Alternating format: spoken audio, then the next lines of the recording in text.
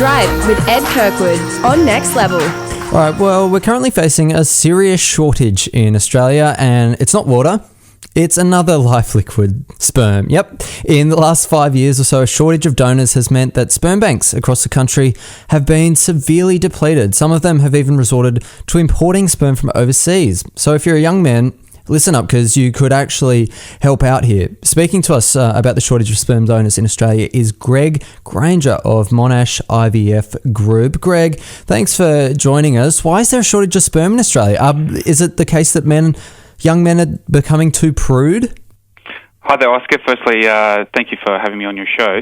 You're right, there is a shortage of donor sperm in New South Wales, and at the moment, the waiting list to access samples at our clinic here in Bondi is around 3 to 6 months. However, the waiting list for some clinics in New South Wales can even be years.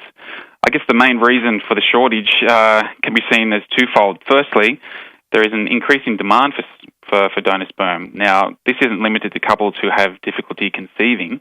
Social trends and the definition of family are also changing within Australian society, so there is now a greater opportunity for single women and same-sex couples to pursue their dream of having a family. But look, the biggest obstacle, to answer your question, within New South Wales specifically, though, is legislation, which restricts each donor to helping a maximum of 5 women worldwide. Now, this 5-family rule is unique to New South Wales. Other states in Australia are allowed up to 10 allocations for each sperm donor. Now, these two factors combined have seen a steady increase in donor sperm shortage. So we need more men, your listeners, to consider donating, to find out about the process and to understand that it isn't really that hard. All right, so hang on, just talking about the legislation, because this isn't something that I particularly know a lot about. Why is there a limit as to how many women can use someone's sperm? Sure. Well, the topic of reproductive technologies or donors, surrogates, etc., is a very dynamic field of ethics which constantly evolves and is tightly regulated, and rightly so. It wasn't long ago that anonymous sperm donations was outlawed in New South Wales, and at the start of my career, only known donors could provide sperm for clinical treatment. And there are clinics within Sydney who are only now considering providing anonymous sperm donations to their patients.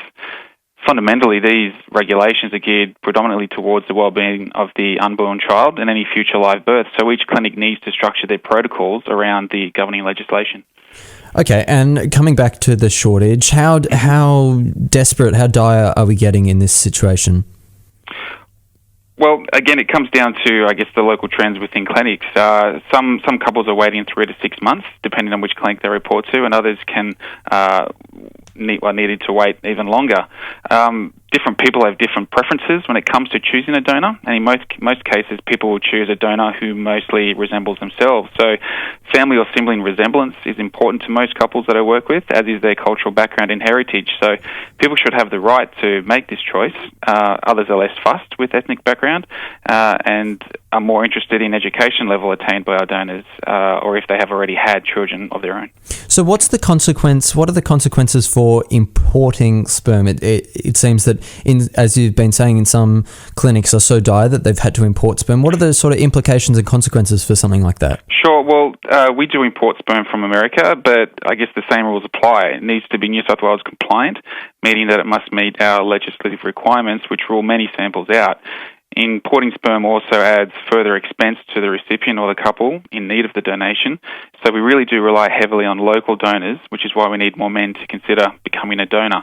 And look, the process is quite simple. A potential donor can engage any of our clinics online, or they can email us. They can even pop into one of our clinics or even talk to one of our specialists here in Bondi. And from that point on, there are 4 simple steps in order to qualify. So that will start with a semen analysis. We're looking at the sperm's concentration, the motility, and a few other factors that help determine the viability of that donor. There's a simple medical check, which includes a check of their family history. There's counselling. Of course, no one should enter, the decision to become a donor lightly. And there's also a genetic test, which not all clinics perform, but are done in-house within the Monash IVF group of clinics. And these tests are for cystic fibrosis and other chromosomal abnormalities. So once these 4 steps have been completed, the donor is ready to provide some samples. So they may collect several times, 3 or even up to 5 times, and after the sperm is past the 3-month quarantine, the final step is to do a simple blood test, and at this point the sample can be selected by a potential recipient. Greg Granger's here from the Monash IVF group. It's 20 minutes past 4 here on Next Level. We're talking about sperm donors because there's a big shortage in some parts of the country where people are not donating sperm. All right, Greg, if I'm a young person and I say, all right, well, this is something that I want to do, and I go to the website and I say, yep, that's great. I go to the clinic for the first day. Talk me through the process of what happens when I arrive. Terrific. So once you arrive, you'll be greeted by one of our specialists.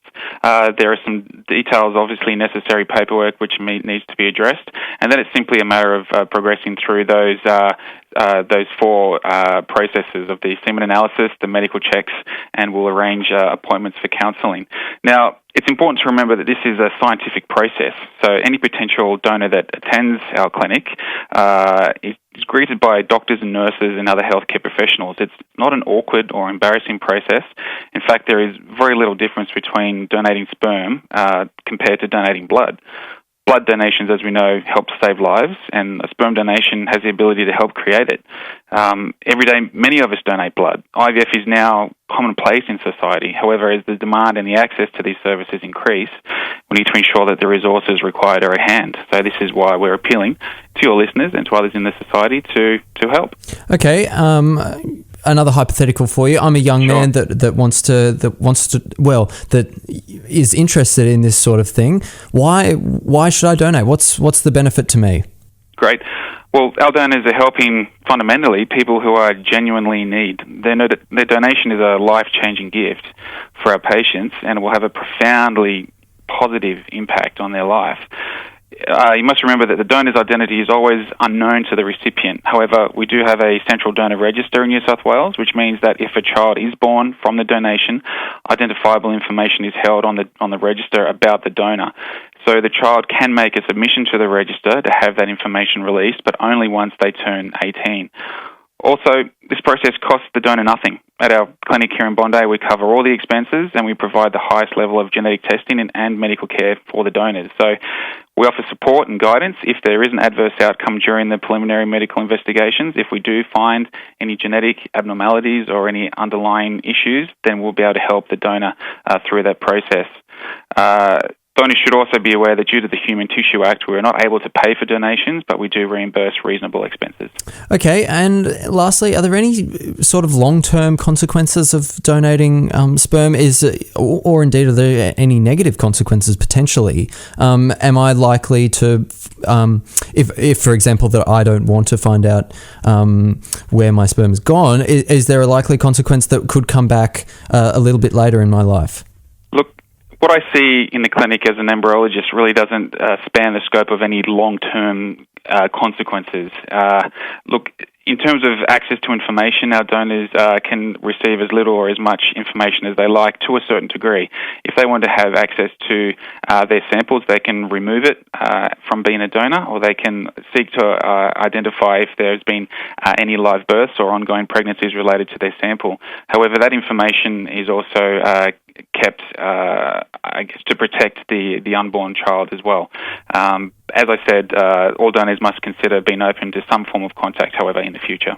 All right. And lastly, what's a website that I can go to find out more information about this sort of thing? Terrific. Well, you can Google the Monash IVF group. We have clinics right throughout Sydney. There's Fertility East in Bondi. In the northern suburbs, we have Bump IVF, and we have Next Gen Fertility service in the western suburbs. We're a national company which is originated through the Monash Group in Melbourne. And there's a number of people that are willing to talk you through the processes, from counsellors through to scientists and the clinicians. Great. All right. Greg Granger from the Monash IVF Group. Thanks for speaking with us today. Drive with Ed Kirkwood on Next Level.